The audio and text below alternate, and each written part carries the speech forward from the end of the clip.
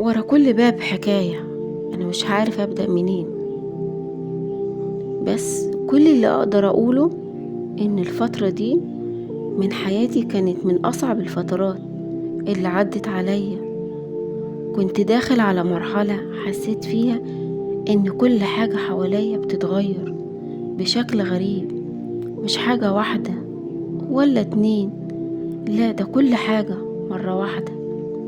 شغل كنت متوقعه يمشي اتقفل، فرصة كنت مستنيها اختفت، حتى حاجات بسيطة في حياتي كانت بتتعطل بشكل مستمر، لدرجة اني بدأت احس ان مفيش حاجة ماشية طبيعي. في الاول قلت يمكن صدفة، لكن مع الوقت بدأت الصورة تبقى اوضح كل يوم، في حاجة جديدة بتقف.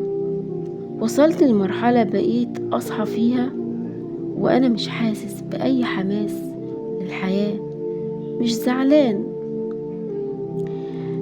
الحياة بقت غريبة بشكل مباشر، لكن في إحساس غريب كده اسمه الضغط الصامت اللي بيخليك ساكت من جوه. كنت بقعد كتير أفكر ليه ده بيحصل، أنا عملت إيه، ليه الأبواب بتتقفل في وشي بالشكل ده. ومع الأسئلة دي بدأت أضعف نفسيا، الكلام قل، الخروج قل، حتى الضحك بقى قل.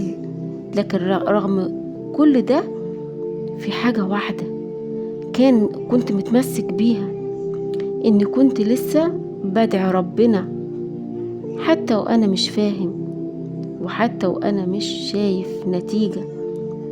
كنت برفع إيدي وأقول يا رب، يا رب افرجها من عندك. وفي يوم من الأيام وأنا بتصفح وبسمع كلام ديني، وقفت عند حديث للنبي صلى الله عليه وسلم: وأعلم إن النصر مع الصبر، وإن الفرج مع الكرب، وإن مع العسر يسر.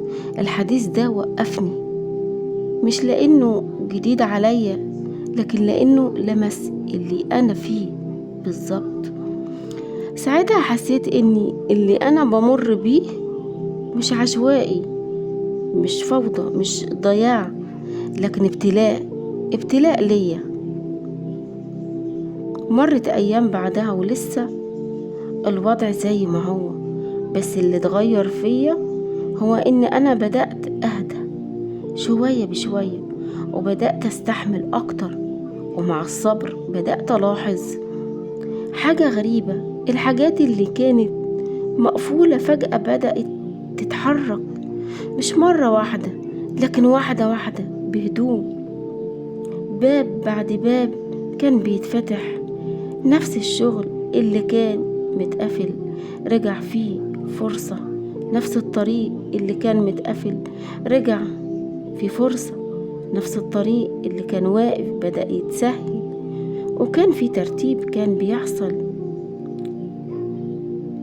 والكوابيس مشيت وأنا مش شايف. في اللحظة دي افتكرت حديث النبي صلى الله عليه وسلم: وإن مع العسر يسر، مش بعد العسر، لا مع اليسر.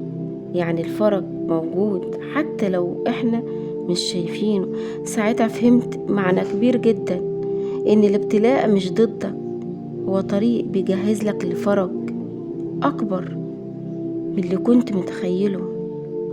النهاية اللي اتعلمتها ان ربنا لما يقفل باب بيكون بيحضر لك باب تاني احسن منه، بس في الوقت اللي هو شايفه مناسب ليك، مش الوقت اللي انت شايفه. ما تستعجلش، فرج ربنا قريب. إذا عجبتكم القصة استنوني الباب اللي جاي، ولا كل باب حكاية. فعلوا زر الجرس، علامة الجرس، واكتبوا لي في التعليقات لو حد عنده قصة أو ابتلاء يكتبها لي، وإحنا نقولها في قصة جديدة. والسلام عليكم ورحمة الله وبركاته.